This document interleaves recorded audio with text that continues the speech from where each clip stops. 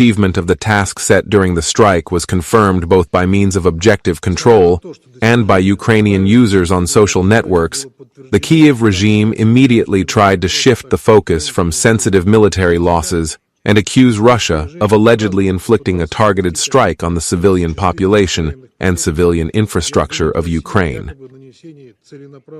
Moreover, cluster munitions were allegedly used for this. This version, as we can see, including from today's meeting, was actively picked up by the European sponsors of the Kyiv regime. We have repeatedly encountered a situation where the Ukrainian propaganda machine tried to pass off the consequences of the incorrect operation of its own air defense as allegedly deliberate strikes by the Russian aerospace forces on civilian infrastructure. However, these cases, like today's situation, are easily exposed thanks to videos made on the internet by ordinary residents. Let me remind you of just a few cases. For example, back in November 2022, we were accused of deliberate destruction of residential buildings in Kyiv and Vyshgorod, which was quickly refuted by leaked footage testifying to the consequences of air defense work. In July 2023, there was a story with the Holy Transfiguration Cathedral in Odessa, when videos circulated on the network, which recorded how an air defense missile starts, but cannot gain altitude and immediately falls and explodes, and when the explosion flashes, the spire of the cathedral's bell tower is clearly visible. Or the stubborn desire to attribute responsibility to Russia for the attack on the Akhmatyt Children's Hospital in July 2024. Despite the fact that eyewitnesses filmed the very moment a Ukrainian air defense missile hit it. In the same line is the attempt to pass off the explosion of a school destinés on March 24th in Sumy as a targeted strike by the Russian aerospace forces on civilian infrastructure. At the last meeting of the Security Council, we convincingly exposed this fake as well. And now, the statements of the Kyiv regime are refuted by footage from the scene made by Ukrainian users replicated on social networks. In particular, a large amount of smoke and dust is clearly visible on them, which unmistakably indicates the use of a high explosive fragmentation and not a cluster warhead. In the event of a cluster munition strike, there would be no explosive cloud at all.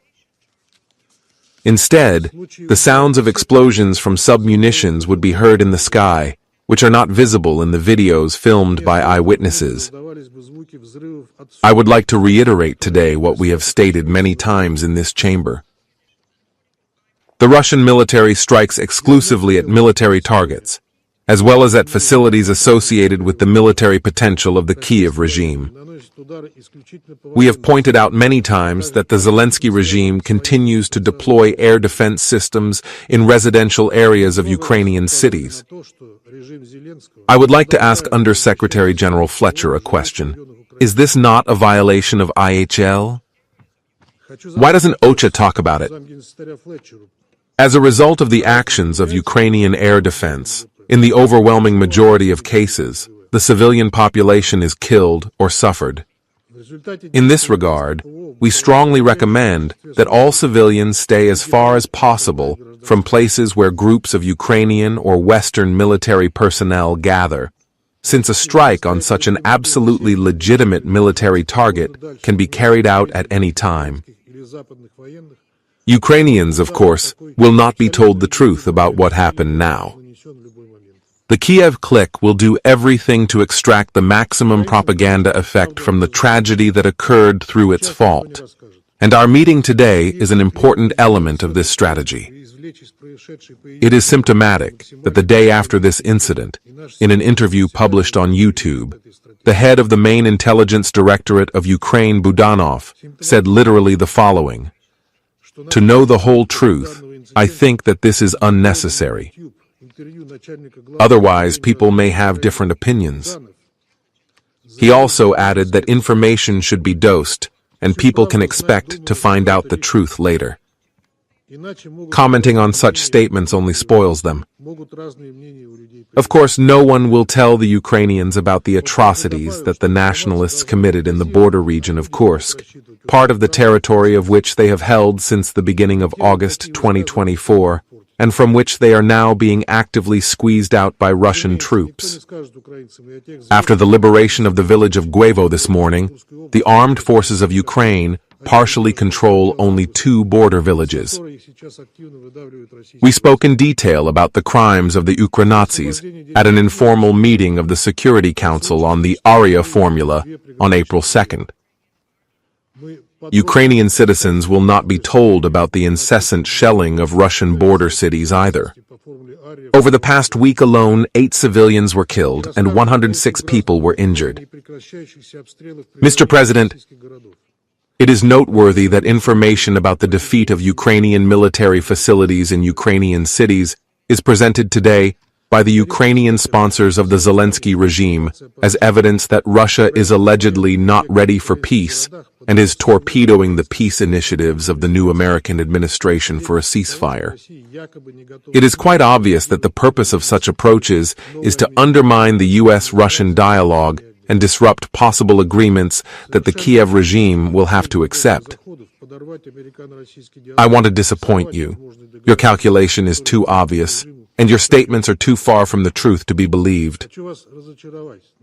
You give yourself away when you begin to argue that a possible truce should be used to pump Ukraine with weapons and pull reserves to the front, thereby showing that your interest is not in stopping hostilities, but in Ukraine being able to lick its wounds and resume the NWO with renewed vigor to the last Ukrainian for your geopolitical interests.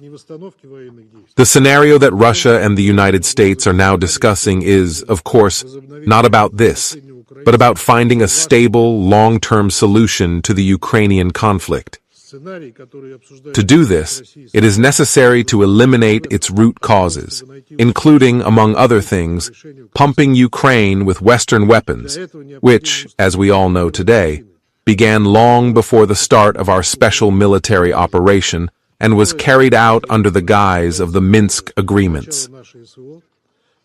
We are ready for a serious and practical dialogue, but we will not allow anyone to deceive us and directly or indirectly use this negotiation process in the interests of strengthening the military potential of the Kyiv regime. As we have repeatedly stated, demilitarization is one of the goals of our NWO, and it will be implemented militarily or negotiably in such a way that Ukraine no longer poses a threat to Russia. Accordingly, our negotiation process on issues related to the Ukrainian settlement and other issues continues in full compliance with UN Security Council Resolution 2774, adopted on February 24th. At the same time, as we agreed with the new American team, Russia has refrained from striking Ukraine's energy infrastructure since March 18th, which cannot be said about the Zelensky regime, which continues to shell Russian energy facilities almost daily. From April 4 to April 7 alone, there were 32 such attacks. How does this fit into President Trump's proposed ceasefire? This once again points to the inability of the current